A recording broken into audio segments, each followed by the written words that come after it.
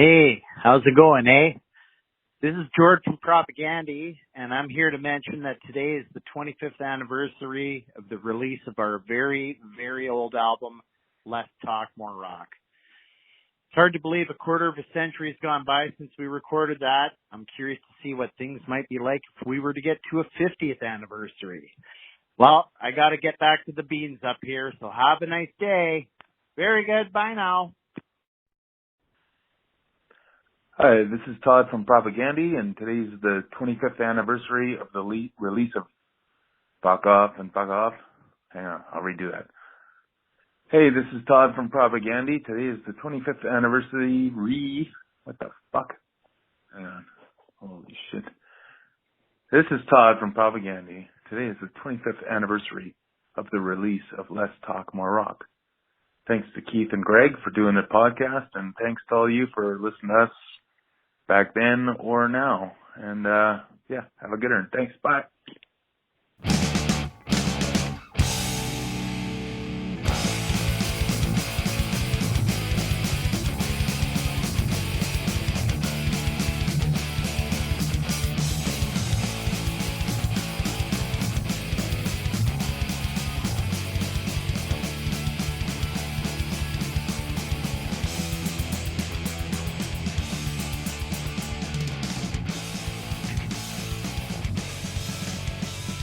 Steve Vineis, welcome to Unscripted Moments, a podcast about Propagandy. Thank you so much for having me. I'm so delighted to have you here, Steve. So you and I sort of have been going back and forth on Instagram Messenger for, the last several months, as we've sort of figured out this little Propagandy super fan community based around this podcast. And it has been such an honor to connect with so many super fans like yourself from all over the world. But I'm wondering if you can just spend a moment and introduce yourself a little bit to the audience so they can know a little bit about who you are and what you do. Sure. My name is Steve Vineis. I was born in a small town in Pennsylvania called Bethlehem. Moved to an even smaller town called Wilmington, North Carolina, like 25 years ago. And I've been back and forth ever since. In my second year of getting my MFA, I just won this award from AWP for a short story. I've been a musician for years. My friend Keith, who just published a book with the University of Tampa Press called Count 4, which, yes, I get Venmo'd money every time I plug it. Yeah, that's Kopka, K-O-P-K-A. He and I have had a number of bands throughout the years, and yeah, that's pretty much what I do in a nutshell. I have a beautiful wife, beautiful dog, beautiful cat, and yeah, and Propagandy has always been a big part of my life since my teen years. And, nice. Yeah, and in the last couple of years, as the world has shrunken down, I've had some really cool and rare opportunities to actually talk with them on like a level I never would have expected to when I was a younger guy, telling 40-year-old me that I would be sitting here with you and we'd be talking to each other virtually about this terrific band. And, the Brooklyn Vegan article will come out tomorrow, my 25-year retrospective of Less Talk, More Rock, which is why we're here and doing this. So, yeah. Well, Steve, let's go back in time a little bit before we get into the article. How did you find Propagandy? What is your origin story for becoming such a fan of this band? Actually, I was given a tape. It was a band called Second Rate. They were a local band, and on the other side was How to Clean Everything.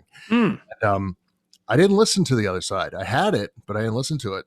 And the first one that I heard was Less Talk. They said, you may like this, the guy who gave it to me was like this skater guy. He goes, I don't know, you check this out. It's like some band, they're on Fat Records. And I had like a NoFX shirt at the time. And he left off the John songs. I always thought it was funny. I was just like, well, he was just like, yeah, there's a couple songs that suck. And I was just like, he was talking about the John songs, which I eventually heard. They're brilliant. But anyway, so I heard this tape, and this is back in the day of cassettes and stuff like that. I heard this tape, and it was challenging everything that I believed. I mean, I grew up in a conservative household, a lot of Bush and Reagan talk and all Me that too. stuff. Yeah. And then I found out and this is like in the, early days of online. I mean, everything was still in zines back then. And, yeah, I started to find out about this band from this tiny place in Canada who was singing about this stuff, and it just fascinated me. And then when I bought the CD proper, I was shocked. Like I wanted to own it on CD because cassettes are dumb. So I just got the CD, and I remember opening it and seeing gay positive, pro-feminist, animal friendly, anti-fascist, and around this neatly circled A. And then I'm reading these essays and they're making sense to me. And then I'm hearing Christ on a Crutch, who they suggested. And then I'm hearing Dead Kennedys. And then I'm hearing Millions of Dead Cops. Now, I'd been into like Black Flag and Minor Threat and all this other stuff. But I mean, this was in my local record store. Yeah. Like, I mean, this wasn't something that I had to search in some underground like Evolution catalog and mail order. And, the ideas weren't necessarily, it wasn't the first time that I had heard them, but it was the time that I had heard them, I guess, put so eloquently that I could stand behind them. Yeah. And it just made me want to basically be in a band with a message and also learn about these things that I didn't know about.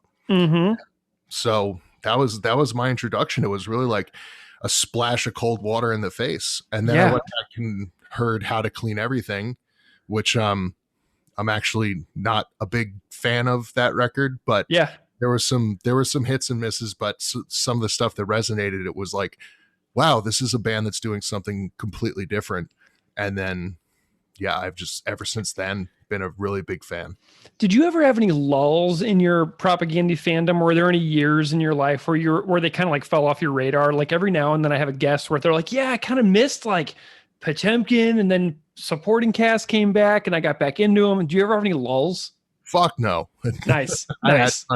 No, once I heard them, I there was something about just the way that they were performing on those first two records. Yeah. And then I heard Today's Empire's Tomorrow's Ashes. And I thought that was the coolest fucking record I'd ever heard in my life. Same here. Yeah. I went out and put on worked so hard and then put on a payment plan, the Mesa Boogie Mark IV, because I heard Chris used it on the record. Nice. And I'm watching the enhanced CD and I'm reading all this stuff, and I'm getting books about COINTELPRO. I'm ordering from AK Press like every week. I was all in. You're a sponge. Yeah. And then this is still like high school time. And then Potemkin came out, and I remember they had that America's Army website, the fake Army enlistment website. Yeah. They were premiering a song, and I'd heard about it in like a fat newsletter. And I remember I was in class, and I was just waiting for like my lunch period so I could go to the library, borrow the headphones from the lady at the desk. And I sat there and I listened to Die Hugen Marschiert. Yeah.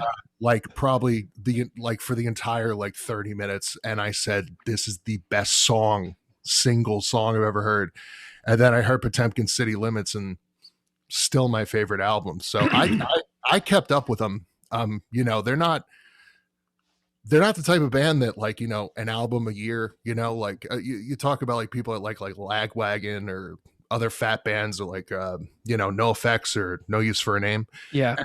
Their discographies go deep. I mean, there's 17 albums in some case or whatever. Yeah.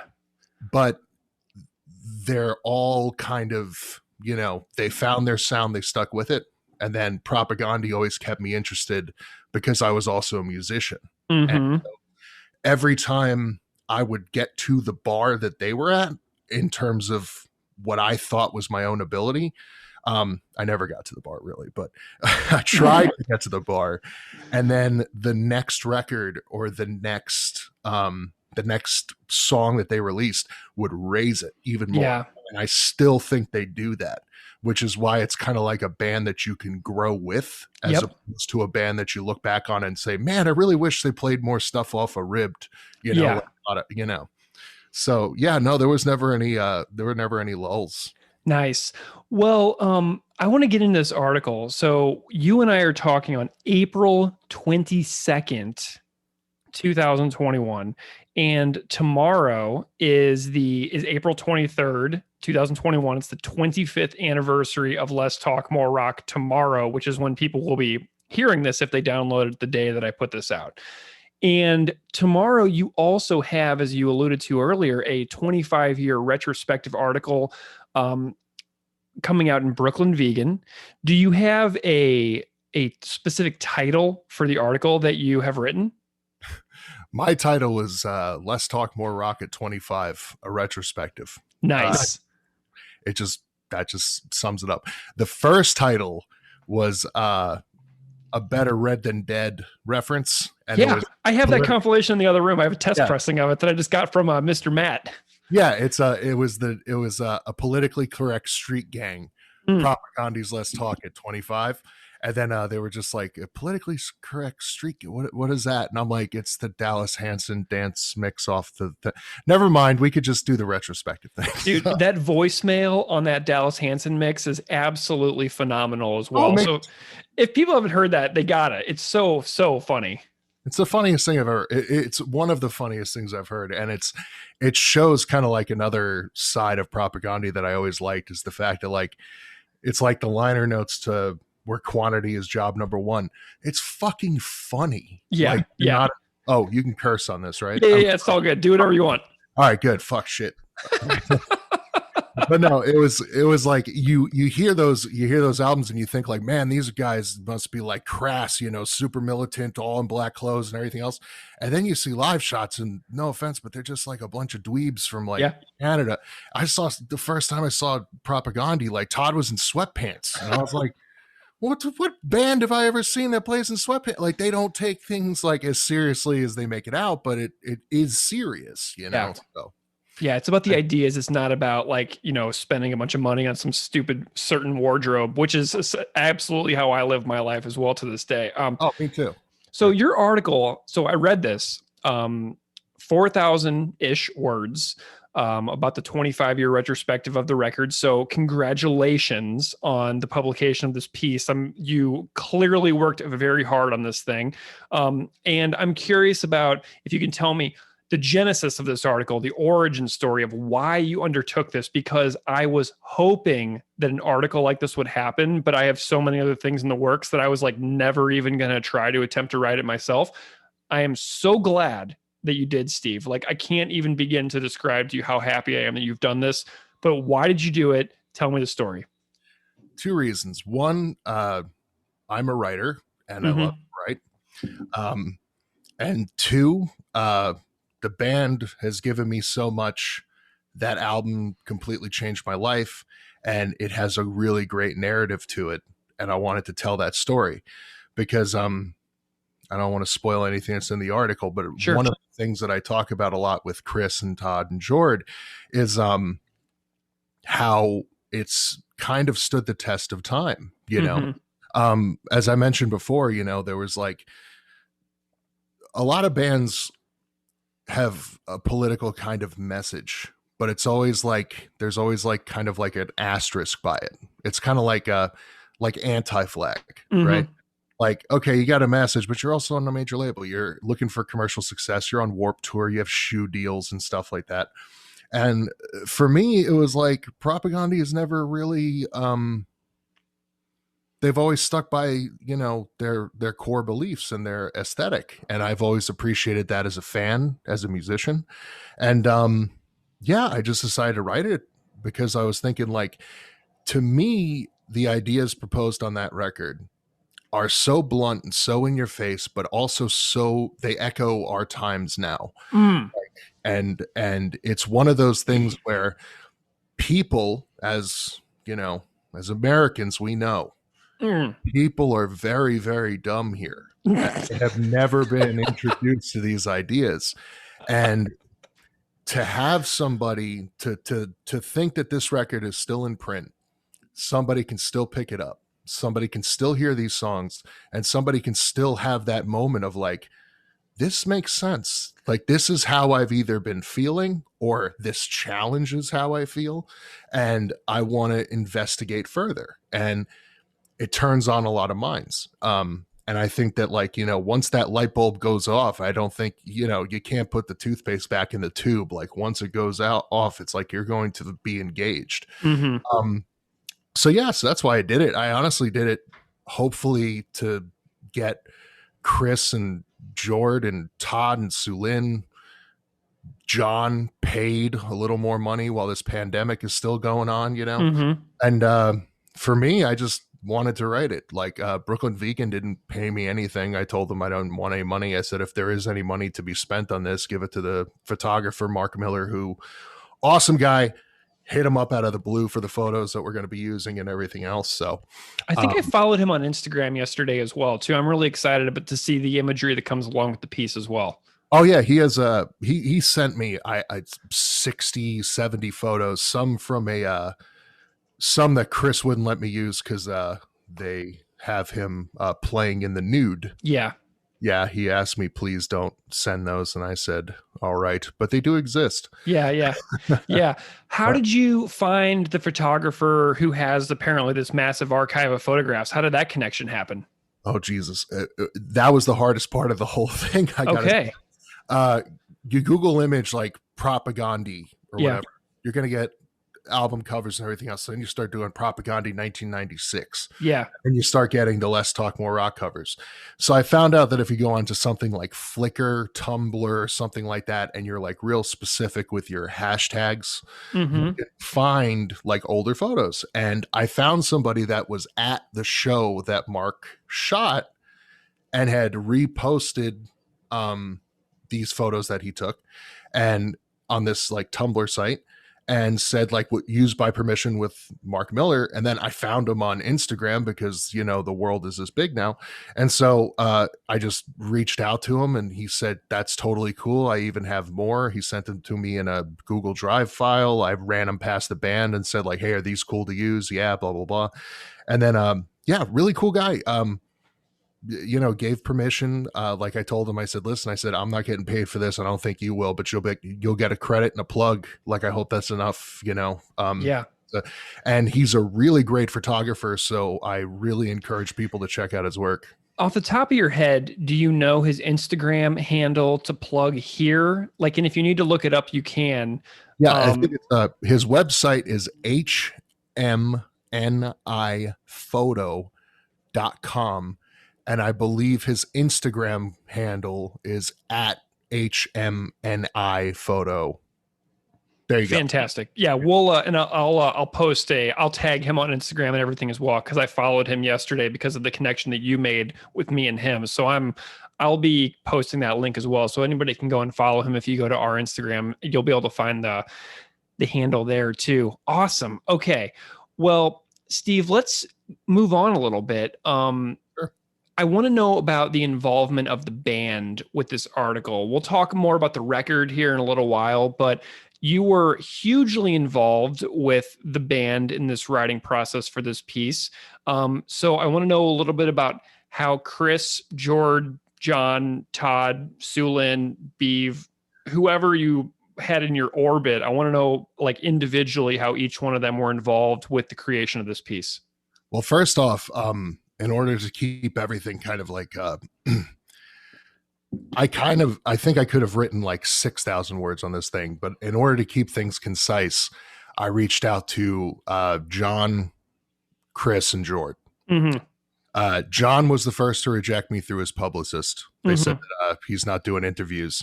And then I read on some website that like he agreed to do an interview with another website, but only if by postcard. And so I said, well, this is like, I'm shopping this around to some bigger places. And his, one of his representatives said something to the effect of like, well, if you get it into like Consequence of Sound or something, we might be able to get him, but then he declined again. So anyway, Sulin and Beav, I didn't reach out to. I've talked with Beav a couple times in Instagram exchanges. Never spoken with Sulin except to say like happy birthday or whatever. Awesome.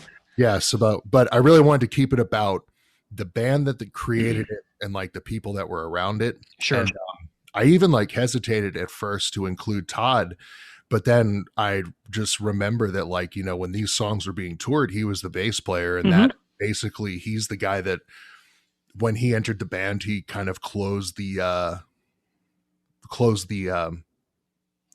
the first chapter of Propaganda. Yeah. I think to the benefit of the band. But yeah, Chris and I have gone back and forth before about other stuff on his Patreon. He's a gear nerd. I'm a gear nerd. I honestly think that we both have this kind of like really similar sensibility. Like, I'm not like, you know, I don't gush over anybody really. So it's Right. just like, he's a huge influence to me, but he's also just like a funny guy to me. Absolutely. And Todd is the most approachable dude in the world. And I had spoken with Jord outside of a show in Virginia Beach on the supporting cast tour, where I remember they were playing literal, I think, pornography on the screens of this bar, and they had like maid service and weird stuff. And Dan Yemin from Paint It Black was like, I consider myself a feminist and I don't want this on the screens. I think they shut him off. But it was like this weird like club place that they were playing. And it was because I think it was the only place where they could do like the all ages thing or whatever. And yeah, Jord and I talked then briefly. And I smoked a joint with him and Barney. And I don't smoke pot. So Yeah. I realized that like my brain was not going to be working well in like 5 minutes. So I hightailed it back to my hotel. Like, nice meeting you. It's really cool. All right, bye. Like, get out of here so I can be alone with this thing. But no, the band was they're all busy. They're all very nice and approachable. And I just said, hey, I got this idea for Retrospective. I think it'd mean a lot more if you guys got involved. And if it's okay with you, if it's okay with you, I just need like 30, 45 minutes of your time. And then, of course, it all turned into just us chatting back and forth. Who did you spend like the most time with? Was it mostly just Chris and Jord? I interviewed them all separately, and it was actually Jord. Jord is he's an interesting fella. He's very smart.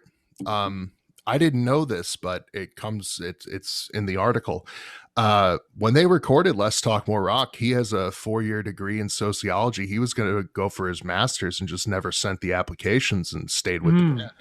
So he's a very wise guy. And I even joked with him. I said, like, you seem like the wise elder, like even though they were like the same fucking age. It's like, you know, he just seemed like the way he cracked up a bit at that. But yeah, I ended up just having a great conversation with all of them. You know, Chris is very open, very humble, and so is Todd. And it really gave me some good insight. But because I really considered the questions that I sent them. I can send them to you if you want to see them, because I never really mentioned them in the article. But I kind of just had this like narrative form the way I wanted it to go. And I just pointed the questions and just said like, hey, let's just chat and make it easy.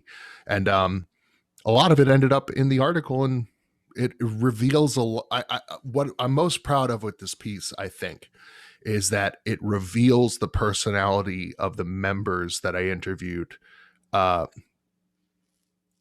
where I feel like they'll agree, like, oh, okay, like that's he captured like my essence kind of thing. It doesn't seem, there's no like stiffness. It's very smooth, you know, that kind of thing. And that's what that band is like. So. I love it. Well, so we're talking about this article. In the article, you're talking about the album Let's Talk More Rock, second record. In the article, you call Let's Talk the band's boldest record. And I don't disagree, but I want to hear what you think about that proclamation that you make in the piece. I still think it is. Really, when that record came out in 1996, totally different world. It was like throwing a grenade in like the mosh pit. It was like, this is a band that just said like, this is what we believe, and if you can't jive with it, don't come. don't come to the shows, don't buy the fucking records, don't wear the shirt, don't use our pin on your leather jacket. We don't want you. For somebody trying to make a living off of music, that's not necessarily the best. Sure. That's going against like all kinds of instincts, you know. It's like, especially like, you know, in my experience of playing in bands, it's like, you know, there's a lot of times where you have to listen to the opening band. I know even locally, there's a band around here with a guy in his mid-40s who calls the crowd the F word all the time. And I'm like, first of all, you're in your mid-40s. Second of all, you call yourself a punk rock band. This is supposed to be about inclusion. And then you have songs about, let's just say R asterisk, asterisk, asterisk, that crime. Sure. As a joke. And it's like, and it drives me crazy. And so that's why I was kind of like, you know, I still think it's their boldest record, and I still think it's their most essential record because it's engaging. And there's a lot of people out there that could still use those lessons and still use that introduction. And what they came up with on that record in such a bold way was they said flat out, this is what we think, this is why we think it, this is where you can learn more, this is what we learned from. I mean, if you look at those liner notes, like the essays are well written, but also just the instructions, the lyrics, I mean, they are in your face. There's no, except on the John songs, which are expected, and that's totally okay. He's a different kind of songwriter. There's no real like there's self-reflection, but it's more of like a challenging, like my own fists against my own fists kind of thing. Like where it's like, if I'm going to challenge you and me. And that's why I said like the thesis statement of that record comes on the first track. And it's like, you know, I'll call you on your shit. You call me on mine. Like that's a huge thing for a band in 1996 who could have made How to Clean Everything 2, had a platinum record and enjoyed the Dookie explosion, but instead said, no, we want to put our politics into action. This is how we're going to do it. So you just mentioned something really interesting to me. And you said that the thesis of the record is I'll call you on your shit if you call me on mine. And you point out very interestingly in the piece that every song has the words I and you. And I had never noticed that before. How did you pick up on that? Because that is so important, because that is a totally relational thing between human beings. Me and you, Greg, Steve, we're having this thing right now, but every song on the record has that too. Tell me about this discovery, because this is hugely important to me. Honestly, I was reading through the lyric sheets and I was just like, okay. And I just realized that like singing along to this record, knowing it for so long, I said, every song is like, you know, like even refusing to be a man. It's like, I'm not trying to tell you that I'm different from all the rest. Yeah. Like, that kind of stuff. It's like, when I asked Chris about it, because I mentioned it to him, he said it was as much me challenging the listener as I was challenging myself to what I believed. And the concept of I and you being separate in any kind of work of art is kind of like saying you're on one side and I'm on another, but there's this middle ground where I and you become we. And then that's what I wanted to like put in that article and just kind of say like, you know, first you have to be confronted for what you're not doing. You're not a vegan. You're not anti-fascist. You may not know these things, but I'm here to kind of call you on it. You do your soul searching. And then next time we meet up, we're a community, we're a pairing.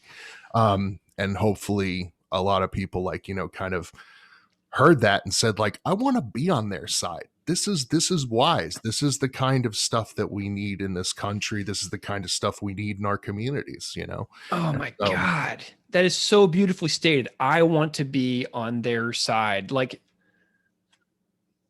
it's just so beautiful if you really think about it, because it's all about moving a community forward. Because, I remember being at shows in the 90s, and it's a bunch of shirtless guys who like wind up punching somebody, or there's a girl who's crowd surfing and you see them blatantly sexually assaulting a girl who's crowd surfing across an audience.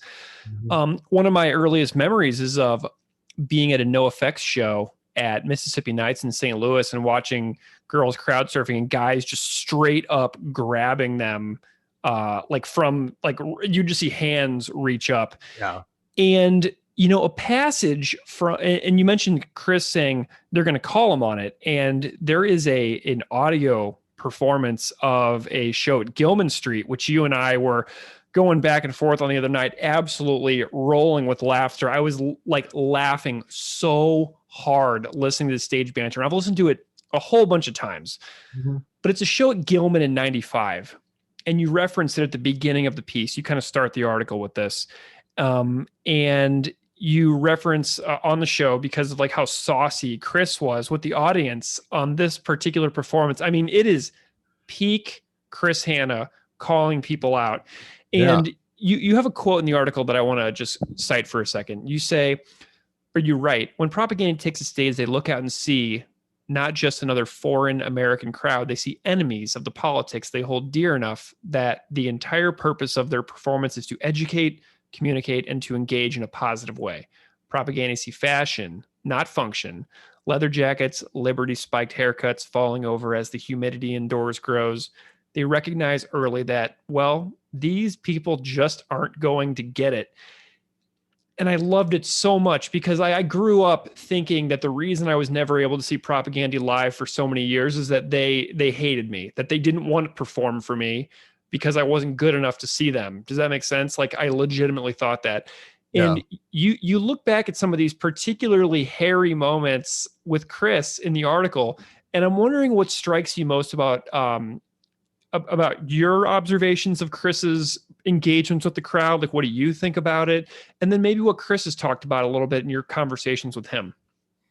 Well, let me first start off by saying that I ripped that off completely when I was in punk bands, was the Gilman tape. And I think I took some of his threats and used them on stage before. So sorry, Chris.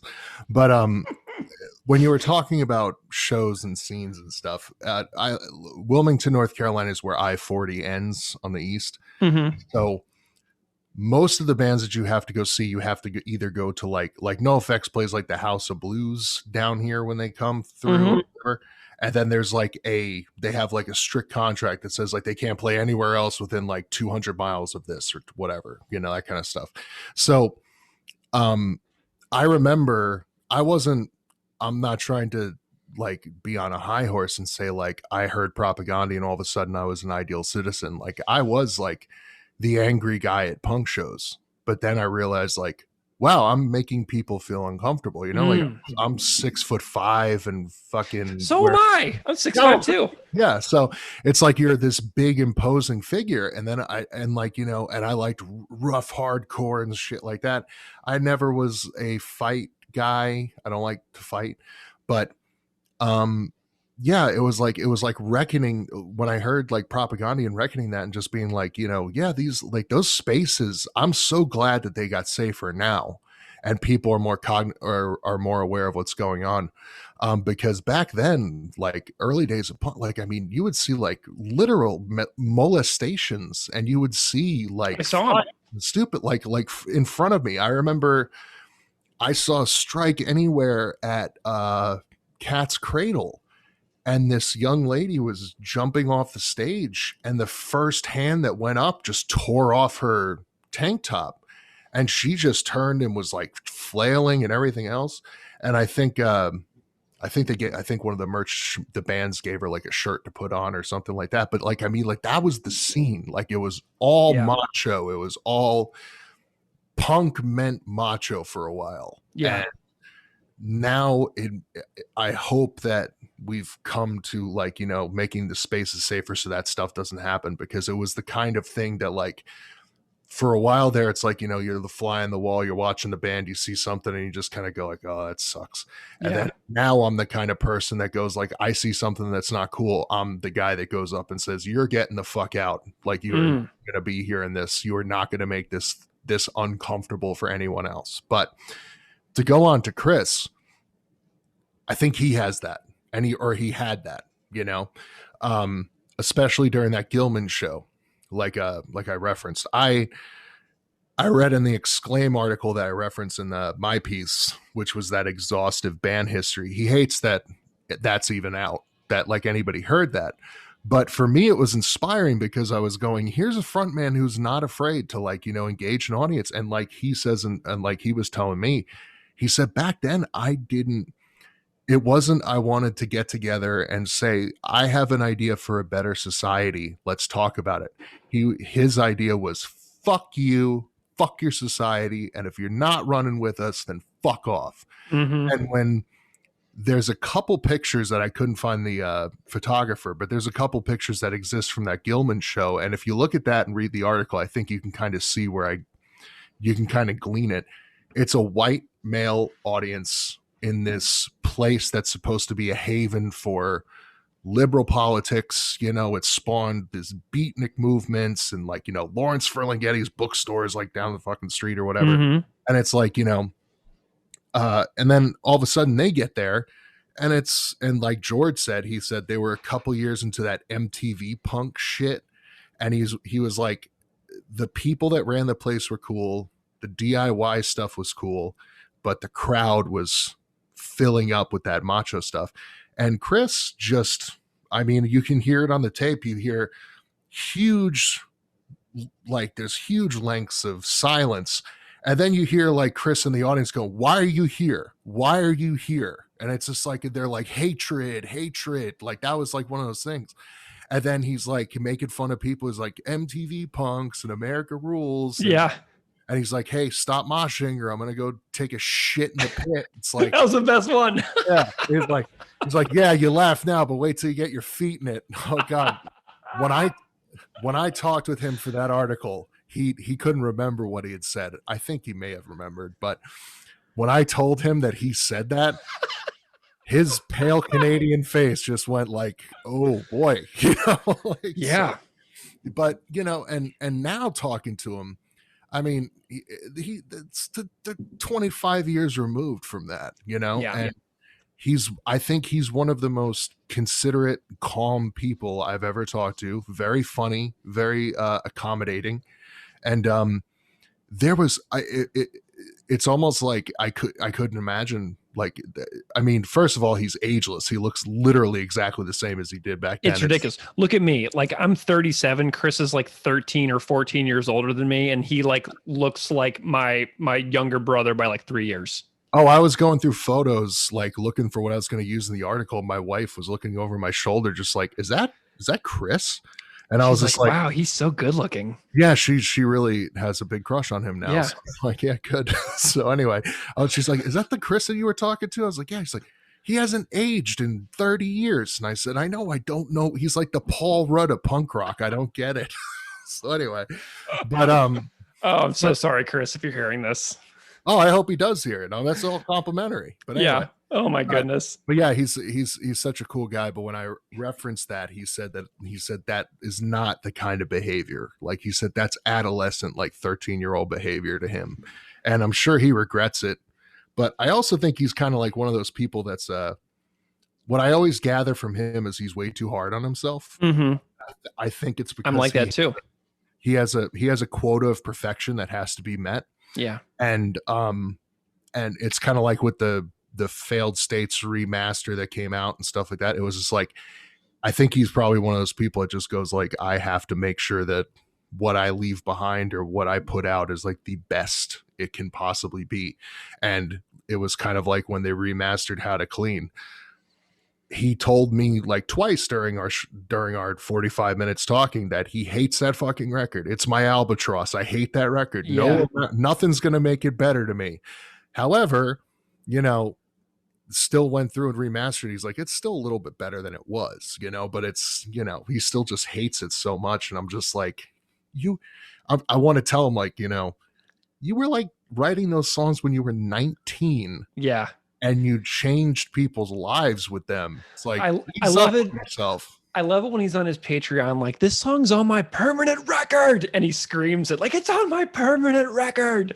Oh. It absolutely cracks me up. I actually have a Fat Records store copy sealed of that LP, which I'm pretty pleased by. Every single day I look at it, I'm like, I should just rip this thing open and pull this out. And I never do it, but like I want to so badly because there's a free download in there that I could give away to a listener. You know what I mean? I could spread the word, but I have it sealed.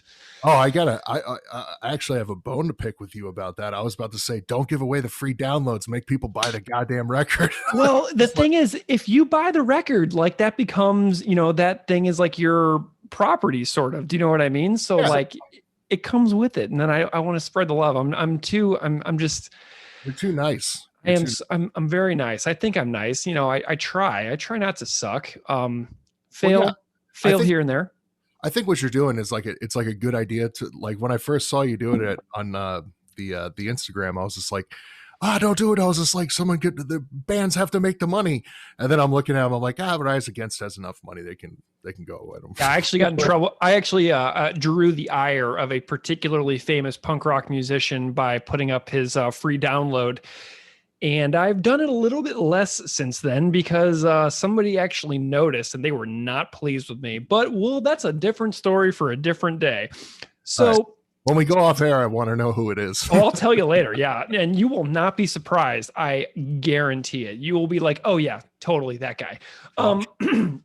So, Steve, I want to know about your conversations with the band about the failed attempt at recording Less Talk More Rock the first time, because this is something that if you subscribe to Chris's Patreon, you know that the band went to San Francisco to record Less Talk More Rock, got about 4 songs down on tape, realized they didn't have the material, that it wasn't there, and they abandoned ship.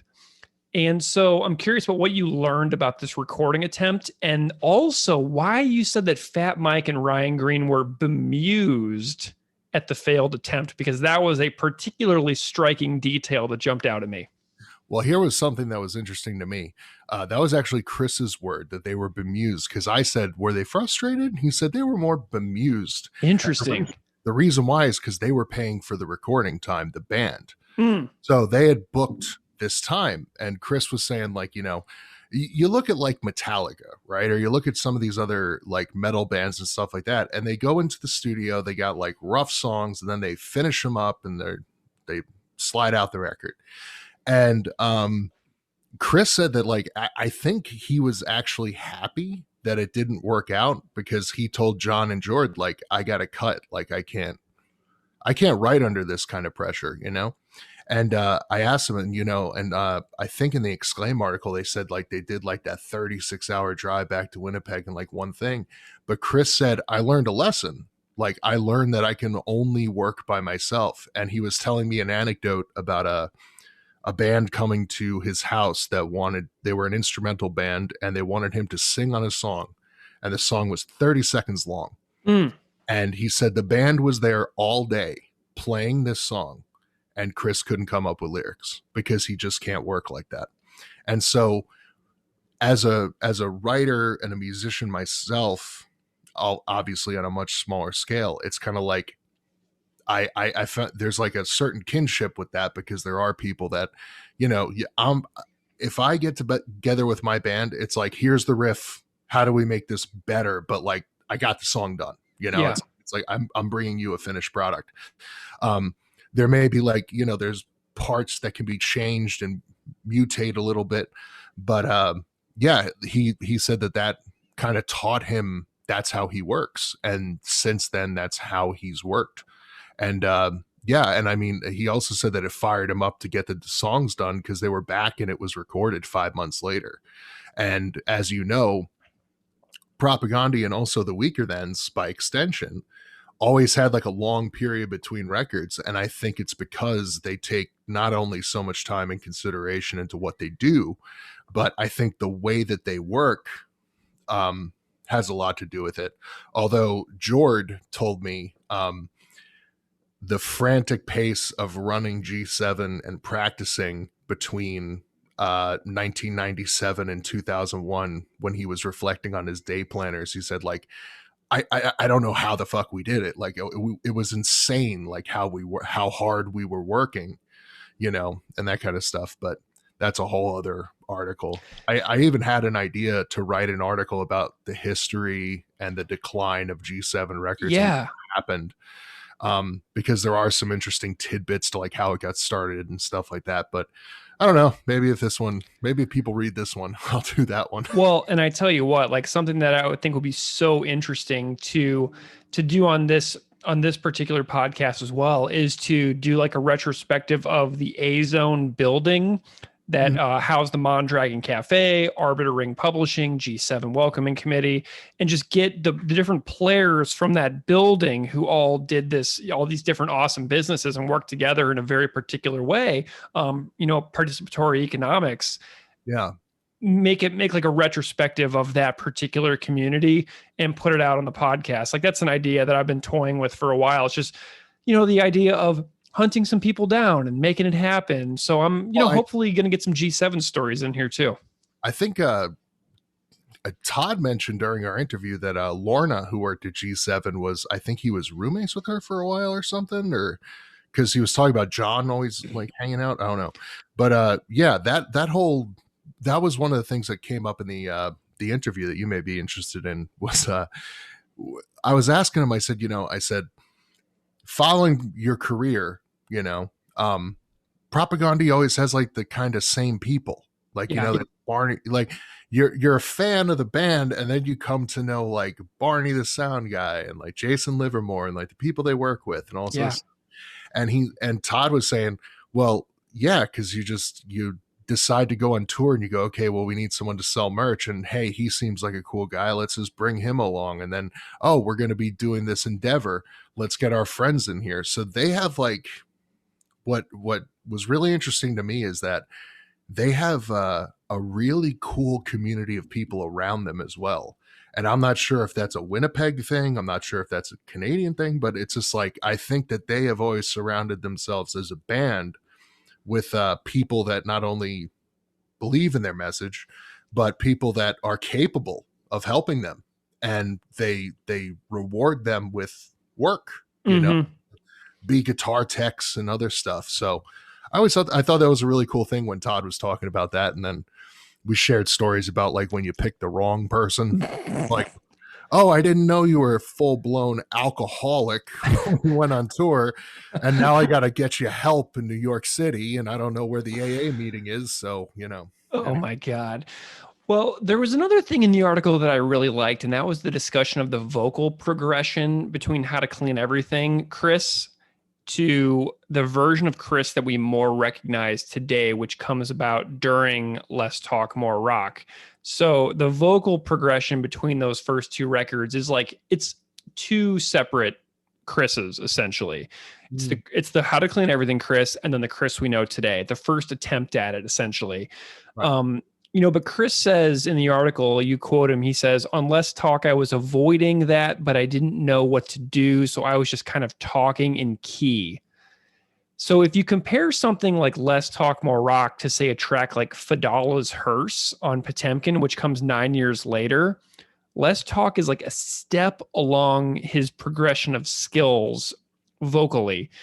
And I'm wondering if you can tell me how Less Talk sits with you vocally compared to the rest of the records, and then maybe any sort of like things that Chris conveyed to you about that process of becoming a different vocalist. He said, and I quote, he was being encouraged to be snarly and aggressive and fuck you, like on Clean. And he wanted to get far away from that. And that was one of the things that I brought up to him. And what started the whole conversation about that was I said, your vocals are out front and they're very clear. And I said, there's a lot of bands that were saying the same thing, but they're, grindcore, Cookie Monster bands and stuff like that. So their message is obscured because you can't understand the words, or they fly by too fast, or whatever the hell they're singing about. Like, you need the lyric sheet, and then sometimes it's just like, it's kind of a turnoff. And then instead, Propaganda kind of just like incorporated the message and said, like, this is the most important thing. Like, the vocals and the message, we're out here. And then the band playing it, we're just putting it to a melody. We're like supporting the message in the vocals.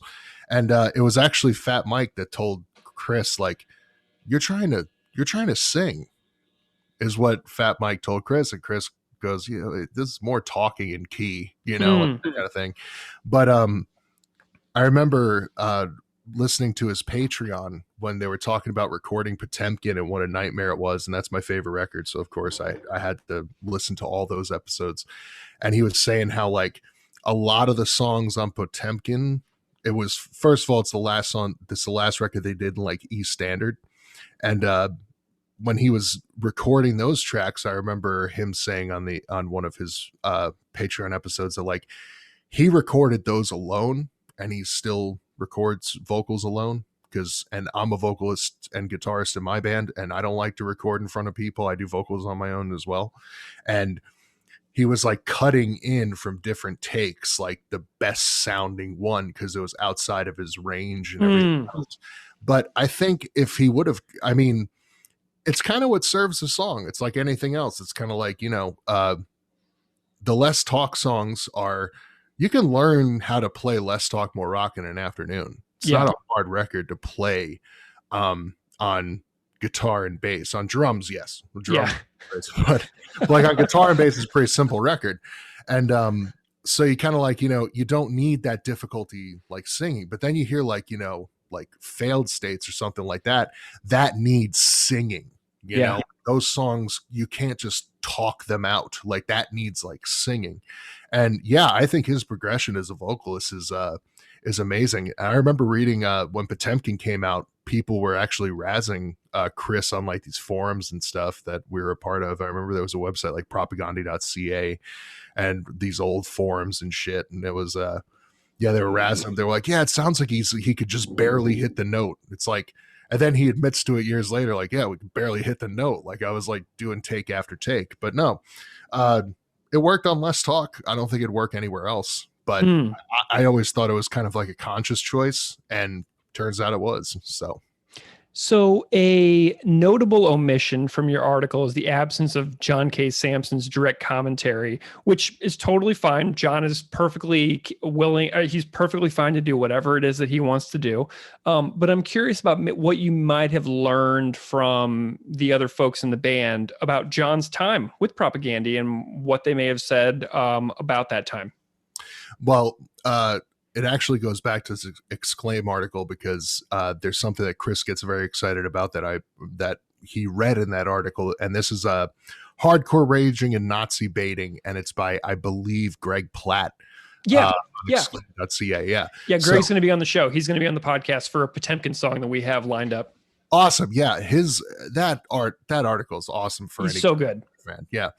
But, there was a John K. Samson mentions that there's a Venom song that they were doing for some comp that never got released. So Stand Up and Be Counted. Great song.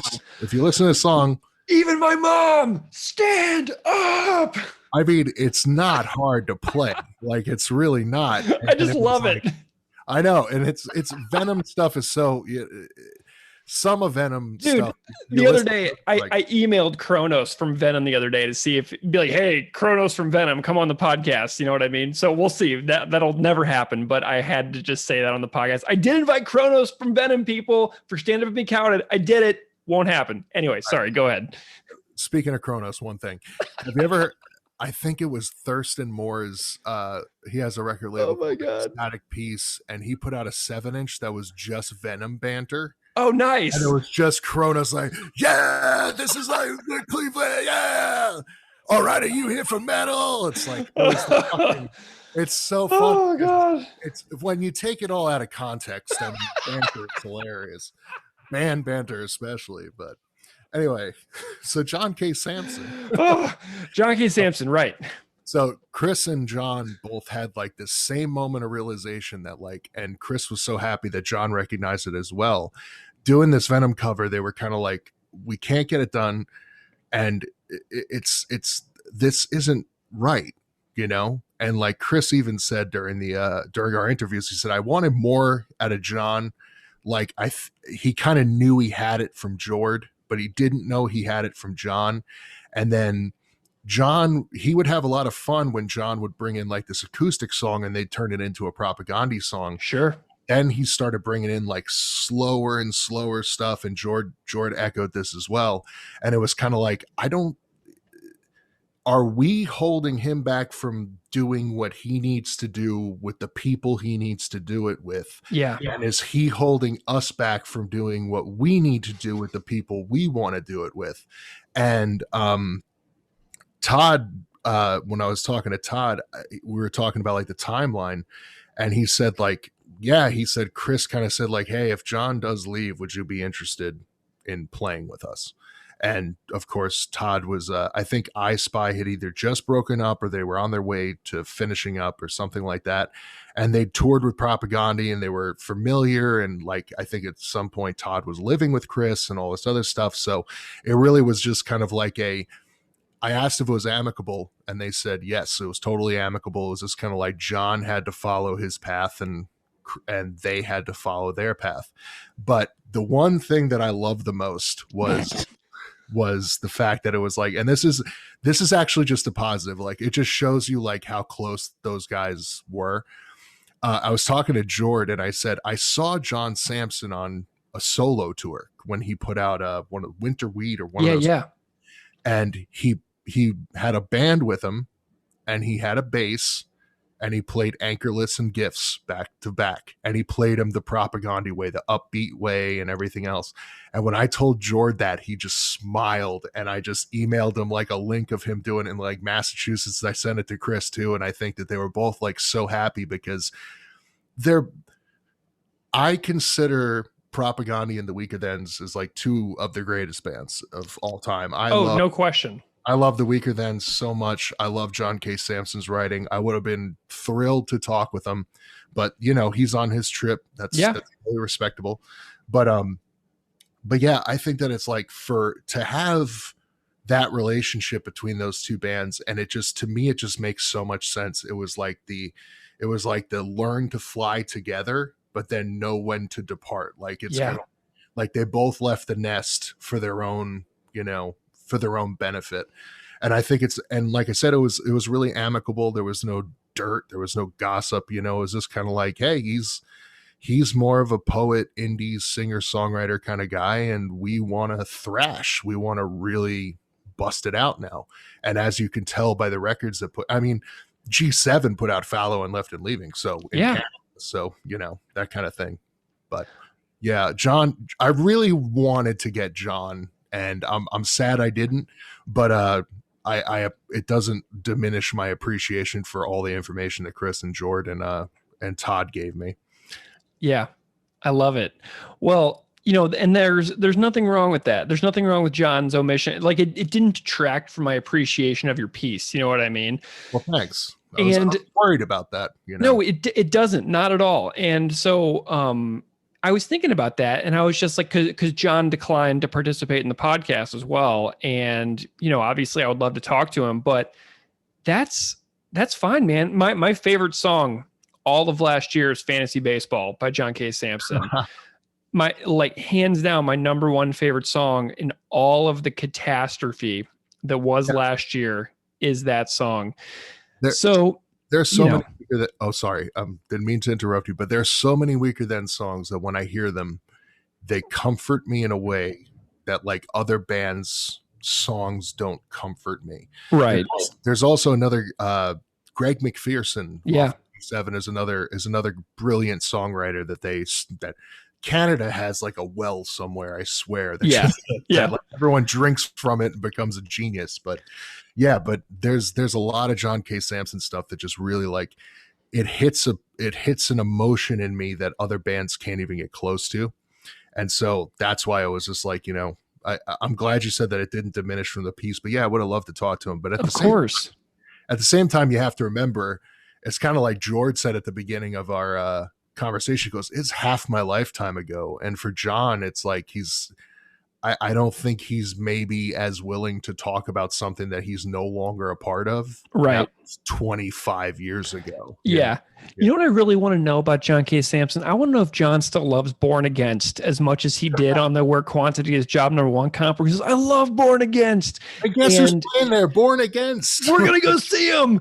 And, actually, I asked Chris in one of our conversations, did you guys go see Born Against when you went to LA when you were talking about that on the Quantity comp? He's like, no, we definitely did not wind up seeing Born Against. So that Born Against show on Quantity, apparently it never actually happened for Propagandy to actually see Born Against. So missed opportunity. His book, Mutations. Dude, I just read it like 2 weeks ago. That is, dude, the Doc Dart stuff from Crucifix, that was one of the most unbelievable chapters of a book I think I've ever read in my entire life. That Doc Dart chapter is so crazy.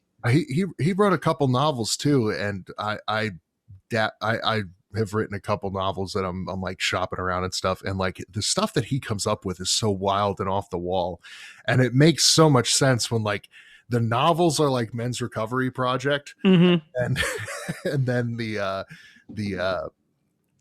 memoir book, the memoir was just like the Born Against stuff. Like it was so straight ahead, and God, Born Against is just one of the most criminally underrated and before their time bands. And if you want to talk about fun banter, YouTube Sick of It All versus Born Against, when like Sick of It All comes in with that friggin' like that stupid like accent, and then all of a sudden, like then you hear Sam just like making all these points in the background to where like they're lowering his mic. So great. Sam rules. I met him. He did a book signing for Lou Maroon, and he couldn't make change or some shit. And I was like, no, keep it. You're on a book tour. Like, come on. Yeah. You're going to spend that on gas, dude. So my copy of Lou Maroon has a Godzilla that he drew, and it says, Steve is a good guy. Nice. Yes. You can never get rid of that. And I actually ate at Brooks from Born Against. He has a restaurant in the East Village of New York City called Superiority Burger. Mm-hmm. And that's owned by Brooks, the drummer from Born Against. And it's an unbelievably fantastic vegetarian burger restaurant. So if anybody out there goes to freaking East Village in Manhattan, Lower Manhattan, you can meet Brooks from Born Against if you go to Superiority Burger and you eat some food there. And a friend of mine here in Buffalo actually is friends with Sam, and she's like 3 blocks over from me right now, and she has a signed book personalized to her from Sam on her bookshelf. And the personalization is, well, this is weird, isn't it? Because they actually are like buddies. So he's like signing her book for her, but they've like known each other for like 30 years, and it's just absolutely hilarious. So I love that you have a humorous signature in your book as well. That's absolutely lovely. Yeah, I was looking through all my my ephemera to kind of like show you or talk about it and everything, and like over moving a bunch of times and everything else. And then I was like, where the hell? And I was like, the Lou Maroon thing, where is it? And I was like, oh, my brother has it because he read it. And I remember when he first read it, like my brother reads like strange books. He was like, this guy, he's got some problems, huh? Yes. I was like, no, he's just really creative. And, just for people out there listening, Mutations is like a memoir of like being involved in American hardcore. And it's really great. But the audiobook is also read by Sam McPheeters from Born Against. So if you get the audiobook version, it's actually Sam McPheeters reading the book himself. And it is, I read it, I listened to it, going from Buffalo to Chicago right before I met Keith, the co-host of the show, for the first time. So the whole entire drive there, the book is 7 hours long, and it's a 7-hour drive from my house to where Keith is at Highland Middle School in Northwestern Indiana. And I listened to Sam McPheeters' voice literally the entire drive across down the I-90 across to see Keith. Oh, that is so crazy. Yeah. Sam McPheeters, just to stay on topic and actually to give a the other thing, there are so many records on Vermiform. Mm-hmm. They're so good. But the best band that Vermiform ever put out was a band called Hail Mary. Mm. It had Mark Telfian, who later went on to Limp Wrist. Oh yeah. Mark Telfian is the coolest guy, and he has a new band called Under Attack out of Richmond, and it's old school hardcore stuff. But that Hail Mary record, All Aboard the Sinking Ship, is one of the most overlooked hardcore releases. It's 18 minutes long.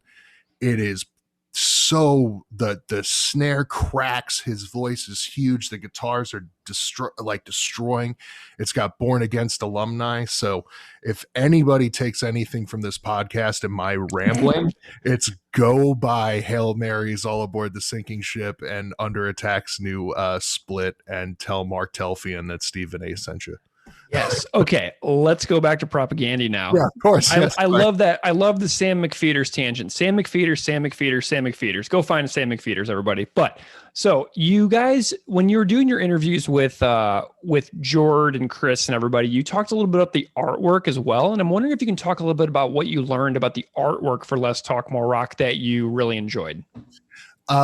I had no idea where it was from. I actually read that it was from the 1984 Calgary Stampede flyer. And one of the things about the artwork was the fact that they put stuff around the, the gay positive and pro-feminist stuff, like around the borders of the artwork.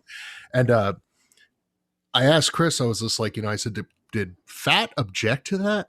Did they have a problem with this artwork? Because you're kind of, before you even get into it, there's a lot of information, just in the closed album and, picking it up in a store.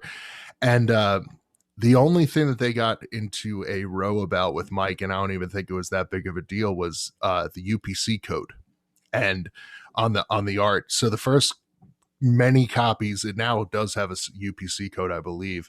I've seen CDs with it at least. Yeah. The first ones didn't. And it became untrackable, and it was a political decision, because it was if we have a UPC code on this record, we're looking to commercially succeed in some way, or we have commercial aspirations besides that, we're being tracked, we're part of the industry or whatever. And they were just so against that. And then Mike was like, all right, we won't, see what happens, And it's really funny. I tried to get Fat Mike involved in this too, and I actually sent a bunch of questions to the lovely Vanessa. She's wonderful. She helps us out too. She's helped me out with Lynn Lee. She helped me out with Jason Hall from Western Addiction. Yeah. Vanessa's awesome. Yeah, I sent her a bunch of stuff, and I said, "Hey," I said, she said, Fat Mike's not available because he's recording the new record. They're doing their Patreon thing too. Yeah, and then but she said, I'll run this past some people. And then it turns out, she goes, no one was here back then, so I can't answer any of your questions. But I was like, well, thank you so much for trying. Yeah. But I wanted to really get his perspective on it, because Fat Mike has a degree in business management. He's a really wise guy, and he was putting out this polished product and all this other stuff. And to have a band just kind of say well, we want to make it more difficult for you. And for him to go, all right. I know. That's kind of cool, It's it's like they were saying to Fat Mike, please drop us. Please drop us. They were giving him every opportunity to not put out the record, making it, harder and harder and harder to actually sell any of these things. Right. And he did it anyway. So that's kind of interesting. I always thought that because I know that they didn't really split up well. I know Chris mentions it and stuff like that. And I think Fat Mike is he's an interesting character. I can't say that I don't like NoFX. I do, I have a lot of respect for what Mike's done for a lot of things and stuff like that. But I'm really glad to see older, sober Fat Mike than Cokie the Clown strange, not strange because of what he's into, but the Cokie the Clown, the depressing Fat Mike. Even scary. Dude, that stuff scares me. I think it's a rib. I think some of it's a work, and then all of a sudden it gets too real, and I'm like, oh my god, this is a total shoot. This guy's really telling the truth. But yeah, but I mean, for him to have been a businessman back then, Punk Explosion, I mean, we're talking about Rancid's Let's Go is coming out, and Madonna's labels courting Rancid, and NoFX is selling going I guess gold, I guess, or whatever. Mm-hmm. And for him to be dealing with this band of 3 guys from Canada who are we don't want to put UPC codes on anything, we're gonna put gay positive on the album cover. And even Chris said, when I was younger, I don't know if I would have necessarily picked up an album that said gay positive on the cover and walked out with it. Yeah.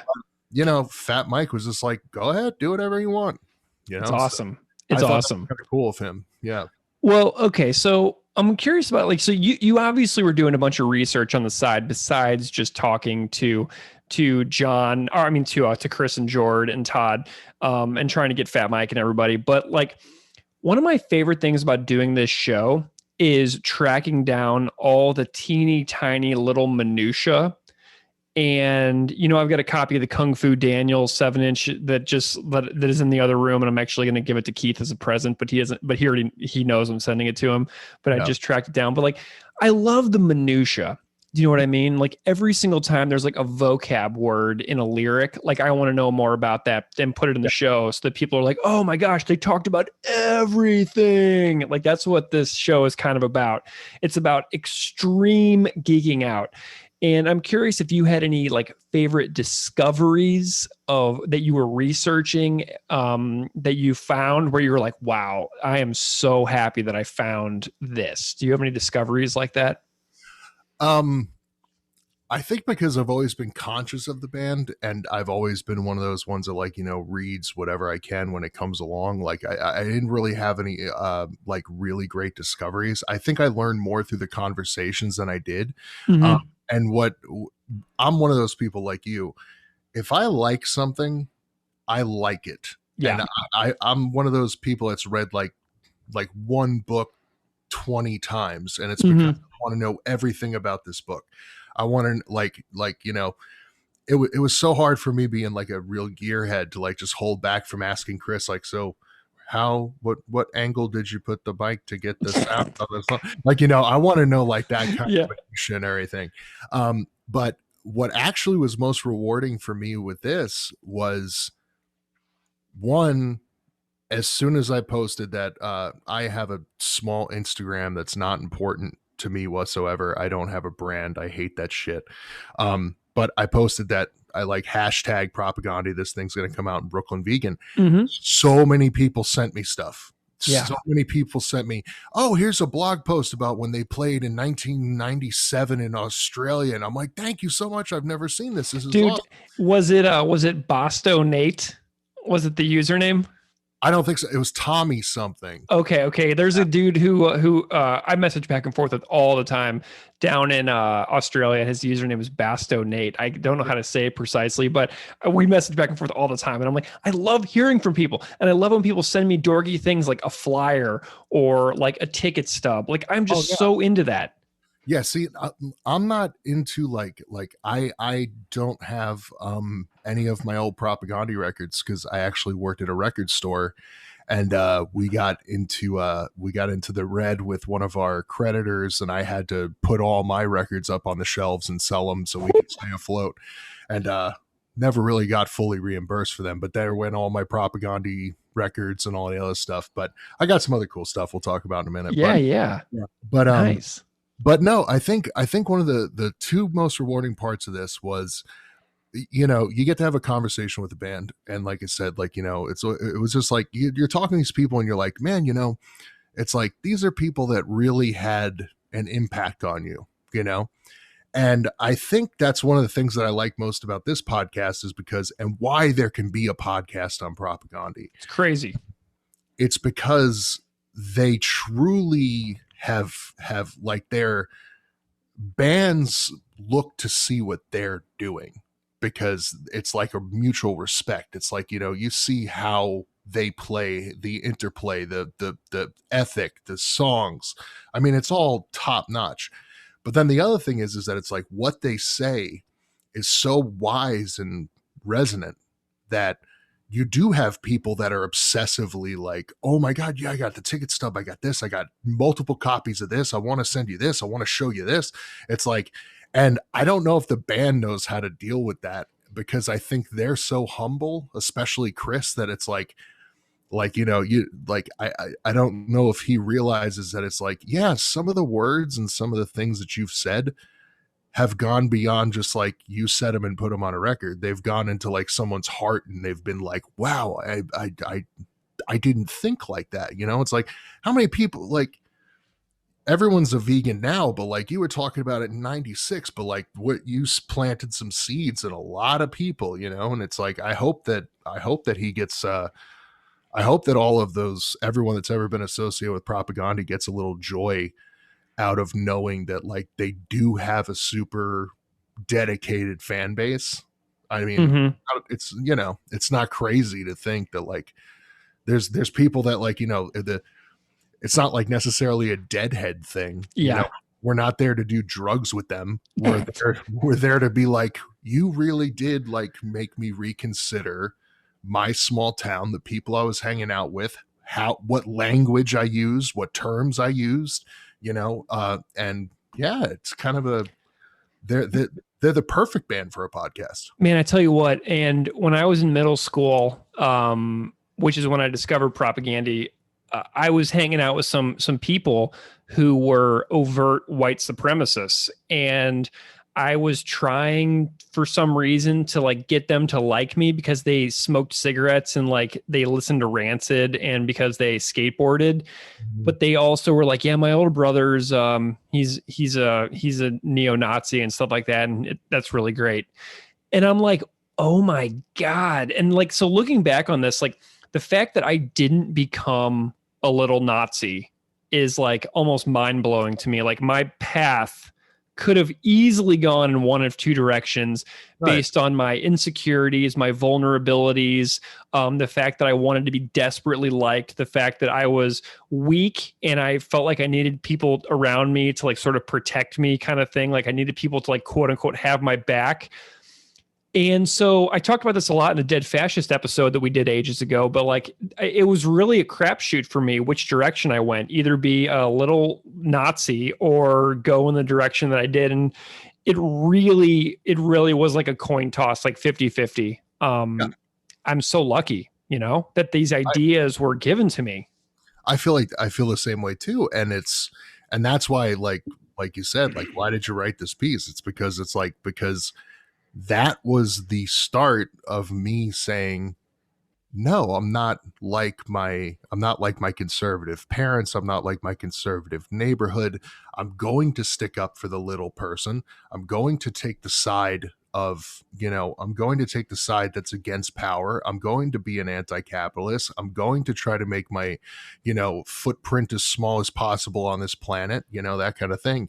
And there's so many, in like it, as you were talking and you were saying neo-Nazi, I had a friend who's now doing 20 to 40 years in prison because he started hanging out with skinheads and they would go around killing bums. Like, it's crazy. They would literally go to like the Wilmington version of Skid Row and stomp bums to death. Jesus. And they finally got caught. And like, this was a kid that used to give me rides home and stuff like that.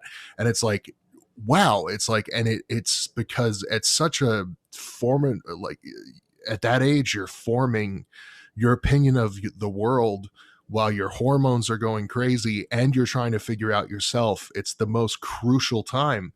And then you hear something or you see something or you read something. And that's why art and music and everything is essential. It's essential to our existence, like film and everything else. It's just like, it can mean so much and it can change. It can be something that changes your life because it just goes like, wow, okay, there is somebody else out there like me, or there is somebody else out there that's wiser than me. I want to learn from them. It's a directive. And yeah, I could have gone the other way. I could be on a MAGA podcast right now going like, we should try to storm the Capitol again. Yeah. That worked out so well the first time. Oh, seriously. Like, no, you're not even exaggerating at all. Like the fact that it could have gone either way is just so just crystal clear. And I want anybody out there hearing this, like, think about your turning points, why you went one way instead of another. Like, these are important conversations and important details for everybody out there to learn about their turning points in their own lives, What's really interesting is I'm a graduate student in my second year at UNCW in Wilmington, and I'm 33. Like, I came back to get a master's because I decided, I was just like, I don't want to fucking work a 9-to-5 job. I'd rather teach and talk about literature all like, I'll have a literature podcast soon. Like, like that, that's what I can talk about at length, that kind of thing. So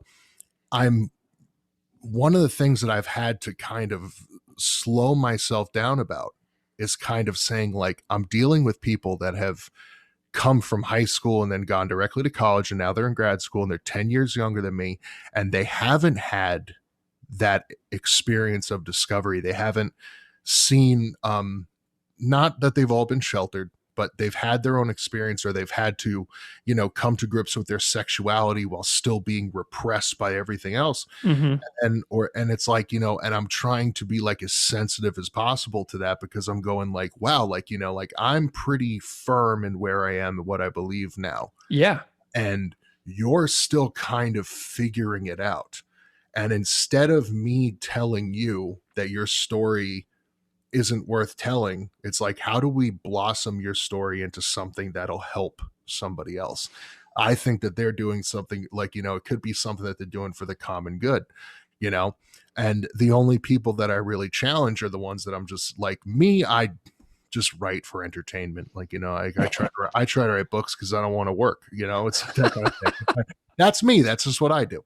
Yeah. But like, when other people are exposing their souls and dealing with stuff, it's like, I try to be cognizant of the fact that it's like, you may not have had punk rock. You may not have had a scene. You may not have toured the band. You've had this sadness, this tragedy and stuff like that. And you're still finding out who you are. So you never know when a little instruction and a little, I don't want to say coercion because that word has such a negative connotation. Sure. But a little guidance, a little guidance, a little understanding can go like a really, really long way with some young people. And it's kind of like, you're allowed to be an individual and have your own thoughts and opinions. You don't have to like everything the same. But at the same time, it's kind of like we should all be striving to make things better and not to pollute this landscape any more than we have. And I pollute it with bad ideas, pollute it with, Trumps and other people like that, Well, and now you have a piece that you can show your classmates as well. Be like, hey, check out this thing that I just had published in a real publication. Look at me, I try not to do that because I get published so much. It's just so hard. I'm just kidding. Oh my God. All right, Steve, what's your favorite propaganda record and why? Potemkin City Limits. And it's you already said that, but why? It's the one that I think that when I heard it, I said, this is the best band on the entire planet. I thought the guitar work was fantastic. I thought the sonics were brilliant. The lyrics kicked my ass. And then they were also the first time that Propaganda had gotten introspective enough that I thought, like, wow, there is a way to do this in almost a poetic sense, Not that I didn't want them to be any less bold, but I mean, Potemkin is just amazing. And then Iteration is still my favorite song. Like, it's my favorite Propaganda song. It's just, I can't say enough about it. We haven't done that one yet. So maybe we can do a part 2, or we can just talk about Iteration for a while. I have another guest lined up for Iteration as well, but you know me, man, I don't care if we have 2 guests on a podcast. I am down. So maybe we'll have to have you back to talk about your favorite tune, and particularly, so maybe we'll save that for another time. Oh yeah. I love it. Well, you mentioned in our private correspondence that you, quote unquote, made Chris Hanna sell you some guitars. First, may I see these guitars? And 2, can you tell me about these guitars? All right, here's something kind of funny. All right, so as I said before, Chris and I are both gearheads, and this actually started our I want to say it's like a very weird friendship because here's what happened. He there's these things called an Evertune bridge. Guitar, and they keep your guitar in tune forever. Like, I mean, like, you can throw it out of a building and it'll be in tune. I've taken the necks off of them with the string still attached, put it back, and it's in tune. So, dude, that's nuts. Woo. Tell me what we're looking at here. All right. So Chris had gone on tour and had started playing this ESP LTD kind of Les Paul looking thing. It's black. It's gorgeous. It's mint condition, man. Thing looks so nice. Oh no, it's beat up. It's got some. Is it? It's got some chunks missing. It looks like the guitar that Chris from Much the Same plays. It kind of is, yeah, and they're pretty well liked now. But ESP was the first company to really do like the Evertune, so I think Chris was checking it out, and then he had his the SG that he always plays Evertuned. So he put it up for sale on his Twitter, and I just shot him a message. I was like, yeah, I'll buy your guitar. Like I want to check out that Evertune bridge too. If you like it so much, what's it about? Blah, blah. So he sent it to me, and he sent it to me in this case that is just Propagandi's painted in big red and everything else. And awesome. He sent it, and it was cool. And then I became obsessed with Evertune bridges. And I didn't know that Chris also had become obsessed with them, because it solves this age-old problem. It's like when you're playing in the studio and you're recording, or you have an idea, or you're doing something, I know it sounds like tuning is not that big of a deal, but when you're 95% into a track and everything's going perfect, and then you just hit a sour fucking note because it's out of tune, it's crushing. And if you want to be the kind of band that I'm in, where it's just like, we just do everything like as a band all together in a room, no punch-ins, no fucking around, just go for it. It's like a really cool device. So I ended up finding this like McDonald's colored Gibson Les Paul from like the 1981, and it had an Evertune in it. And my wife hated the color, and so did I. And I was like, and it was heavy as shit. And I got some contact paper with flowers all over it, and I covered up this stupid clown burst and everything else. And then I have a reverb store, and I was like, man, I don't know if I really like this. I'd rather use the money. I put it up on my reverb store, and Chris inquired about it. I said, Chris. I was like, Chris Hanna? And he goes, Steve? And it was like this weird moment. So I sold him this Les Paul. No way. Yeah, so he had the guitar. He loved it. He was like, oh, these super distortions and blah, blah. And then he ended up selling it because it was too heavy for him. Yeah. And then I found locally, an Ibanez bass that was much like the one Todd's been using all these years. And Chris bought that from me. So I was like, oh shit. And he bought that, and I'm not sure if it was like a backup or whatever, but yeah, it was like, I was like, yeah, I said, doesn't Todd use these? And he was like, yeah, he does. All right, cool. So he bought that from me too, and I shipped it up to Canada. And then the one that I badgered him into selling me was, I was becoming obsessed with Strats, and that they're like some of my favorite guitars to play with. And he had bought a Strat that I remember him posting about, like he was saying something like, played guitar for like 25 years and I never owned a Strat. And then I was about to buy one. I said, I bet he doesn't want it. Like, I'm just going to see. So I sent him a message, and I was just like, hey, do you ever play your Strat? And he's like, no. He's like, not really. I was like, you just sell it to me? Cause I guess I want like one that's ever tuned and all that other stuff. And he goes, yeah, you want the pick guard? You want this? And I was like, yeah. So he sends it to me or whatever. So, all right, let me see that thing. All right. Now this one has become my, my take on tour and beat the shit out of it thing. Oh, nice. Yeah. So. Oh, hell yeah. It used to be Sunburst. What are those pickups too? I like that. I've never seen those on a Strat before. Actually, there's a nerdy part of that too. These are Seymour Duncan live wires. Okay. To keep with it being Chris's Strat. I'd heard from Ryan Green. I talked to Ryan Green about recording a long, long time ago, because he was doing some kind of like open Q&A on his website. And during the Today's Empires, Tomorrow's Ashes sessions, he said that Chris came with a guitar that had two 9-volt batteries powering this pickup.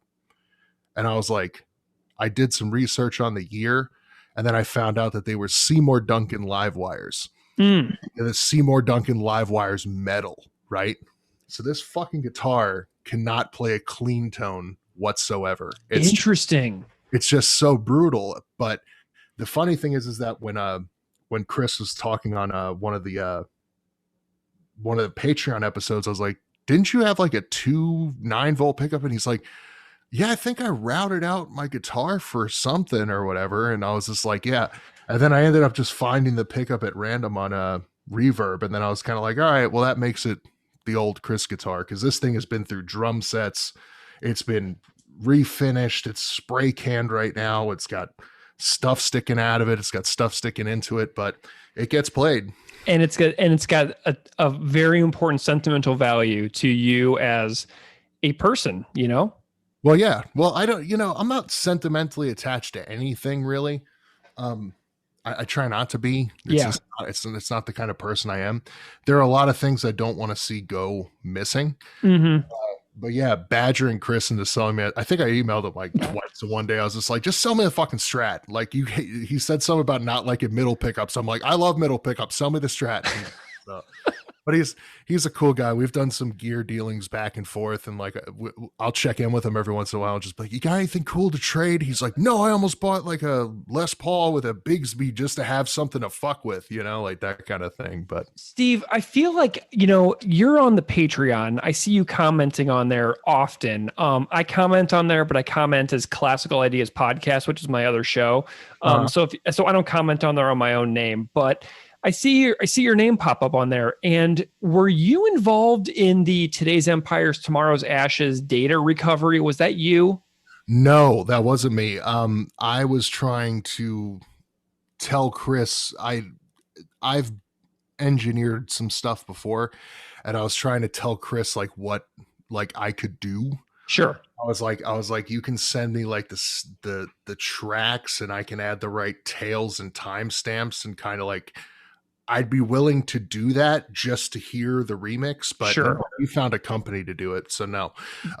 Yeah, but he always comes up like, oh, I got this new microphone. And then of course, like I have to ask some dumbass question, but like, it's just, yeah, no, I'm really excited about the Today's Empires thing, but yeah, that's yeah. Awesome. Well, I'm equally excited because I want to hear it the way that they heard it when they were driving back with the original rough mix cassettes after they recorded it, when they were super excited about it, and listening to that March of the Crabs episode that Jord, Todd, and Chris did on the Patreon. Like you could just hear the glee in their voices that we were all going to get to hear it in a way that they heard it all those years ago. And I'm really excited just to hear what it sounds like for them, because they're stoked on it. Well, one of the things that's actually interesting was I found an old Vice article where before when I was doing my research for the retrospective, and Chris ranked Less Talk More Rock as his 4th favorite Propaganda record. And he just said like he has a soft spot for it. I think I mentioned that in the thing. And then I just asked him like, not as an interview question, but like hey, has that changed for you over the years? And he actually told me that he said now that they've remixed and remastered Today's Empires, like they're so excited about it, like that one is climbing, like now that he's hearing it the way it should have been, man, he's like that one's becoming more of a favorite. And I was actually surprised. He said I have a soft spot for Let's Talk, but then he told me, he said Failed States is falling for him. Interesting. And I was like, really? I said, because that one's like the most technically like insane. And he goes, yeah, it's just a cold record. And I said, well, yeah, look at the fucking cover art. Mm-hmm. It's a guy in a frozen tundra with his head burning off. It's like, yeah, but I don't know, maybe it's like a tension thing. But he said, yeah, he just said that record just sounds like kind of cold to him. And then I went back and listened to it with like that idea in my head of like coldness, cold. And it's like, yeah, there is some kind of like, it's almost like it's too perfect. Mm-hmm. It's really weird because, like I think Victory Lap kind of loosened up a little bit. Oh, for sure. Failed States was like a fucking concrete block. Like it was just, and sonically, and then when they fixed it with the remaster, thank God. But that was just like a concrete block of just like interplay and stuff like that. So you have the vocabulary that Keith and I lack with regards to technically describing music. And I'm wondering if you can elaborate on that a little bit. because to me, the Failed States remaster, the guitars sound much different, but I don't really have the technical capacity as far as like musicianship and engineering and things like that go.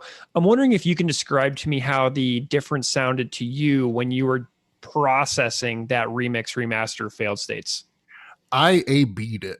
I put the regular record up in my DAW, Digital Audio Workstation, Logic Pro, and then I dumped in the remaster, and I looked at the waveforms and everything else. And what had happened, smokes! What had happened was like on the original, there was the guitars were already compressed by distortion. Compression automatically distorts a guitar. Distortion goes hand in hand with a little bit of compression. And then they kind of mixed the bass to where the on the original version, they kind of mixed the bass to where they were sharing too much frequency with the low end of the guitar, but also the drums. So that's why on that first, it sounds really good. Don't get me wrong, but it's just a little too fatiguing for the ears. There's this thing that's been going on for years and years called the loudness wars, where it's like, where it's just like, you know, you look at some albums that come out and it's just the waveform doesn't move. It's a solid block. Right. And then the less dynamics, if you don't have as many dynamics, then what happens is that things start to lose a little bit of character. And the first thing that I noticed being a guitar player and a amateur recordist that when the remaster came out, it almost everything felt like it could breathe. And Todd got his space back, and Jord's space kind of like moved up a little bit in frequency.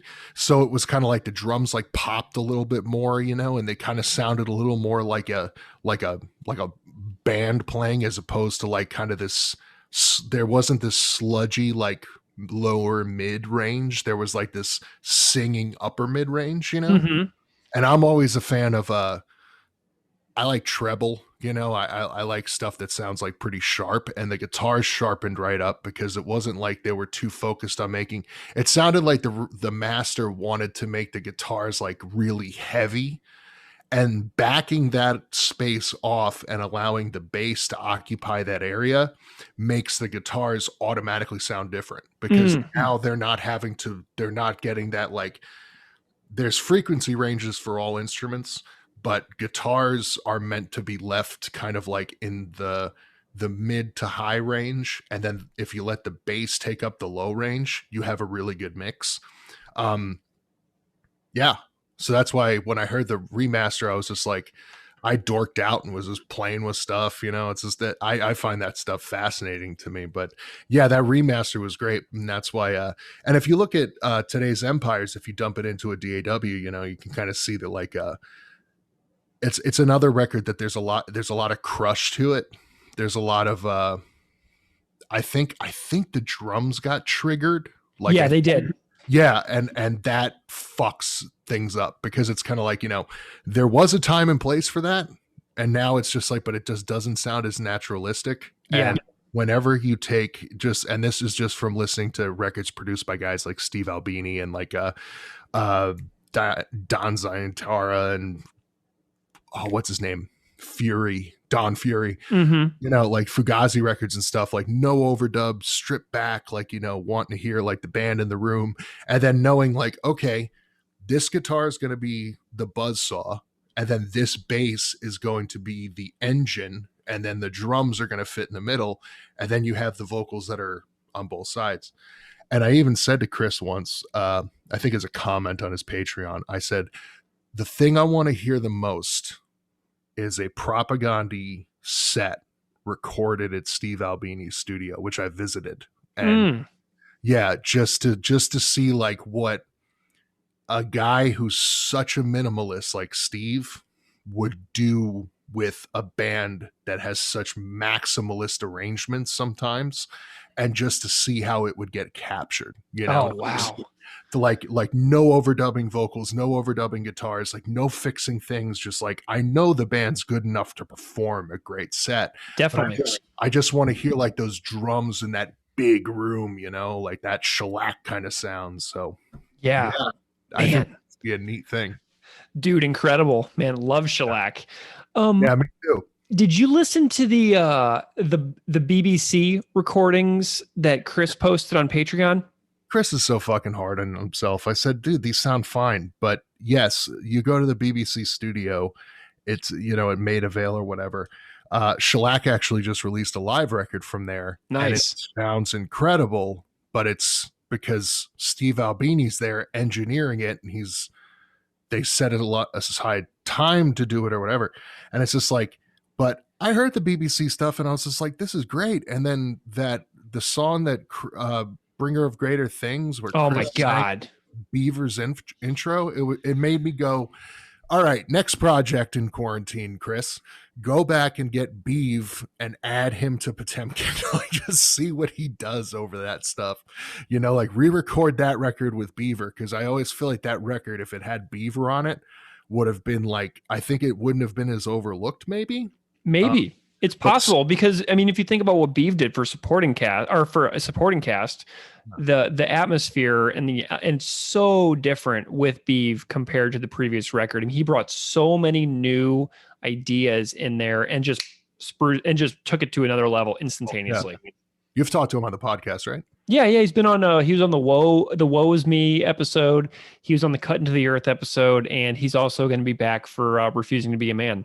Super soft-spoken, nice guy. Nicest dude ever. I'm just so delighted that he's making guitars and teaching kids and doing his job and having a great life. As soon as he announced he was making guitars, I fucking was like, hey, can you make me a Strat, but like a little bit bigger, because I've kind of gained some weight. I would like to do this, and then this would kind of be cool, and I really want to support you. And he goes, yeah, I'm kind of still learning what to do, so maybe I'll just keep in touch with you in the future. I was like, all right, man, that's cool. But dude, that's a handmade Beav guitar would just be the coolest thing ever. I'm loving his Strange Earth Guitars is his Instagram handle. Yeah, it's looking so cool. And Todd's super stoked on it. I posted a couple of on the Instagram stories, and Todd always comments, he's like, love it. Yeah. Well, I mean, and the other thing that he's doing is I think the theory behind it is a sustainable kind of thing, which very few other companies are doing.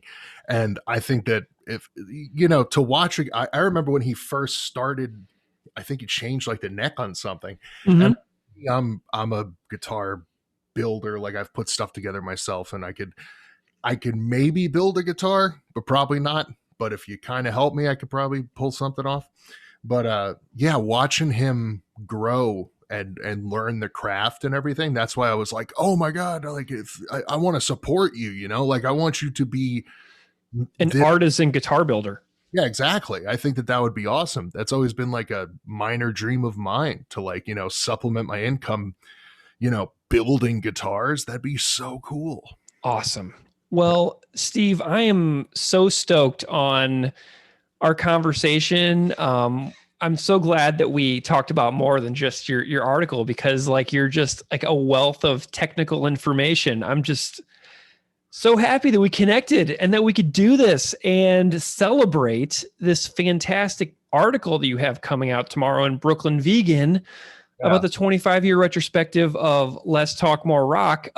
Tell everybody where to find you, where to get the article, etc., because people might be hearing this 6 months from now. Do you know what I mean? Like, so tell people like about this article, where to get it, how to find it, etc. Okay.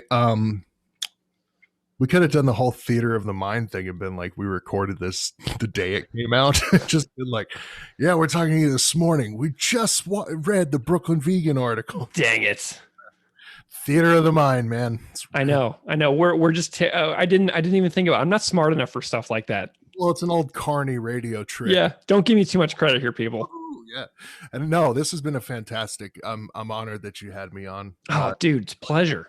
With you. Yeah. Anytime you want to do this, I'm usually available. Anyway, tomorrow, Propaganda, Less Talk More Rock at 25, a retrospective by Steve Vineis, Vineis, will be published on brooklynvegan.com. All one word. You can find me on Instagram at Vineis, Savineis. I don't have a Twitter. I don't have a Facebook. If you want me to write something for you, it's Savineis at gmail.com. And if you want to shit all over the article or tell me I did something wrong, feel free and we'll chat about that too. Awesome. Well, Steve, once again, congratulations on the publication of this fabulous 4,000 plus word piece. It's a fantastic achievement to pull off. So I'm delighted. I do have to give a bit of credit to the editor of Brooklyn Vegan, Andrew Sacker. He barely touched anything, and I really, really am grateful for that, because being a writer, the battle with editors is usually tough, and I don't think I've dealt with anybody that made the process any easier than the people at Brooklyn Vegan. So thank you very much for that to them, if they happen to hear this, which maybe they will. So. Maybe they will. Well, Steve, we'll get you back on the show in the future. It's just such a pleasure to like I said earlier, to hang out with Propagandy super fans. I've had a real great time with you tonight, man. Yeah, I've had. This has been awesome. I'm so glad you invited me, and I'm honored to be here. Thank you.